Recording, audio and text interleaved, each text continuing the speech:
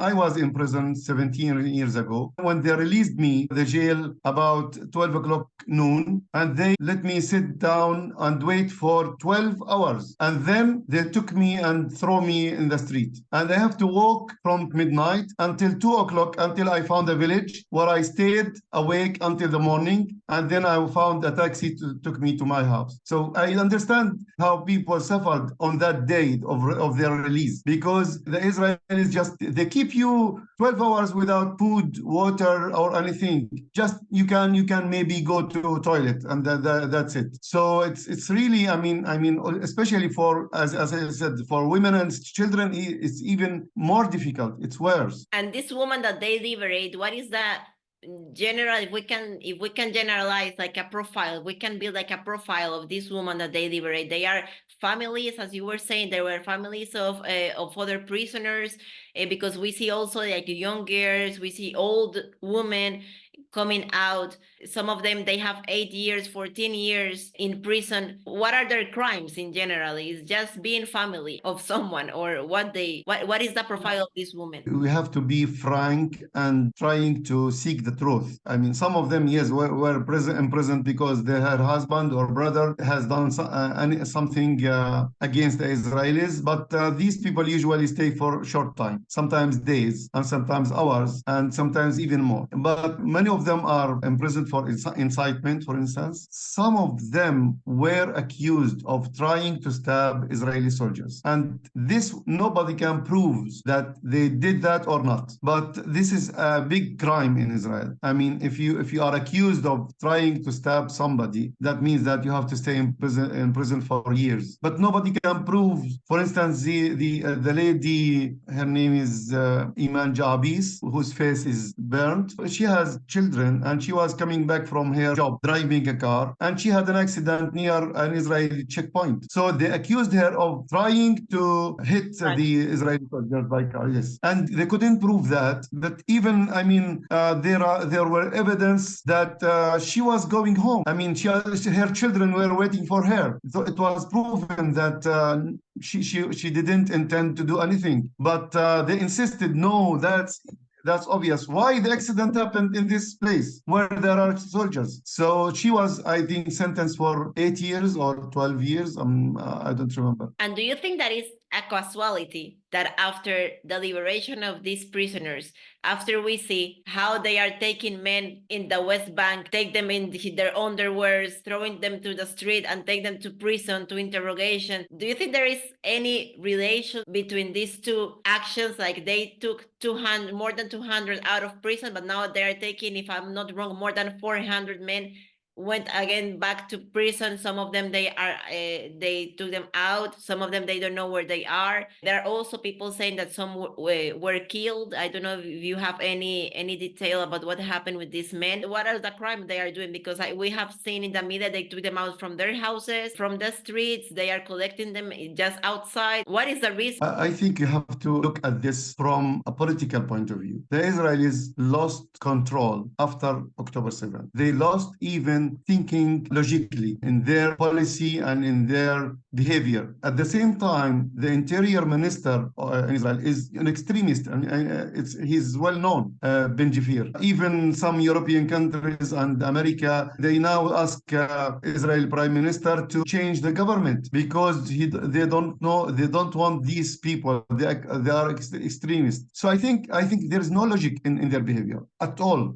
Before October 7, there were 5,000 prisoners. Now there are more than 9,000. I mean, this is really crazy. And most of these people were imprisoned according to administrative detention, which means that there's nothing against them. At the same time, the Israelis want to show something, some kind of achieving goals in their war against Gaza and in the West Bank by humiliating people and showing them on TV that they are naked. And by the way, I think this happened. The Americans did that in Iraq, so it's not something new, and the Israelis know that. And if you discuss this with them, they say, okay, well, the Americans did that, and maybe the Russians did that. Imagine those prisoners are Jews. What will happen in the world? This is anti-Semitism. This is prohibited. Nobody can touch those people. I mean, when it comes to the Jews, we have to talk about their rights. But when it comes to non-Jews, they are not even human beings. So this is crazy. The way of thinking is really horrible. And these men, they were liberated. What is their version? What they are saying? They interrogated them. The Israelis are trying to achieve some information about Hamas. So when they interrogated them and found that this man is a doctor and the other one is a lawyer and the third one is a teacher, they released them. But people are inside, are hurt. They are really bleeding inside, and that creates more violence. The Israelis are stupid. It's a circle. Even with the comment that you made about the kids, even they are not part of Hamas, but they are pushing them to be part of Hamas because they go out with so much hate in their hearts and so much suffering that they don't have any more option that becomes resistance. What they want, what they will do. Absolutely. Now in the West Bank, when we have election, for instance, in anywhere, people elect Hamas, and those people are not Hamas really, but they elect Hamas. So the Israelis are creating this problem from the first day. And the last question, Farid, to finish this first broadcast, and I hope that we can have more conversations with you after.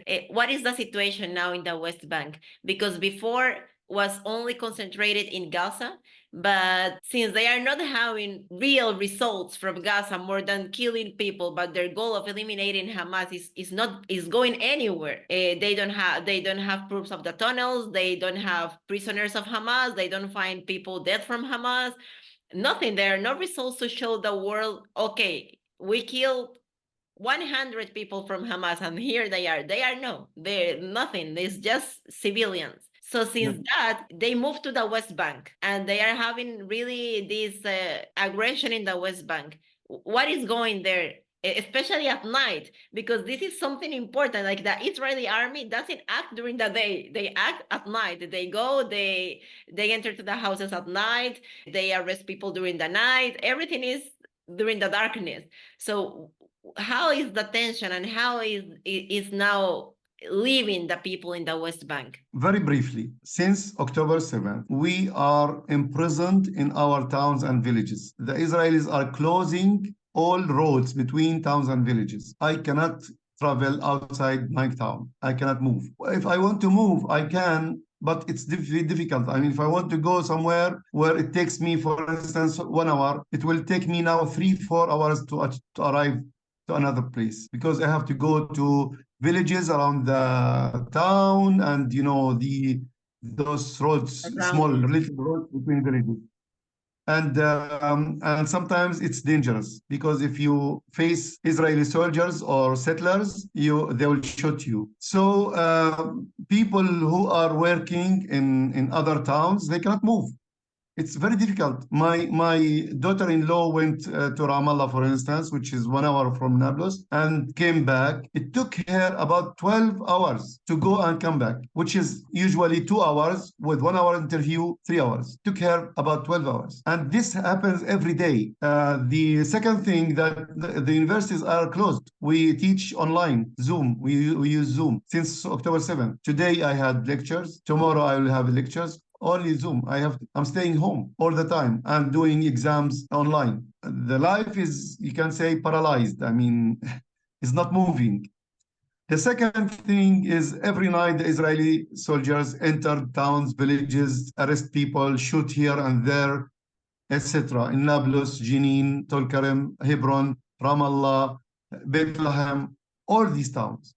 Yesterday, they passed from just here beside my house and went to a refugee camp. They shot bullets, and two persons were injured, a woman and a man. And then they moved to another refugee camp and tried to arrest somebody. They couldn't find him. Then they went out. It took them 3 to 4 hours. And people have to stay home because they shoot at everything. This is our daily life.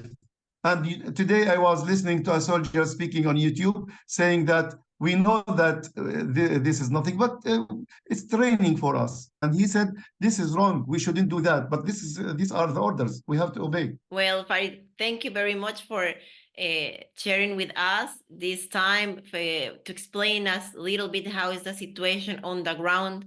I think that it's important for the people to know outside what is really going on more than what the news share, because it's too limited, especially in the Western countries.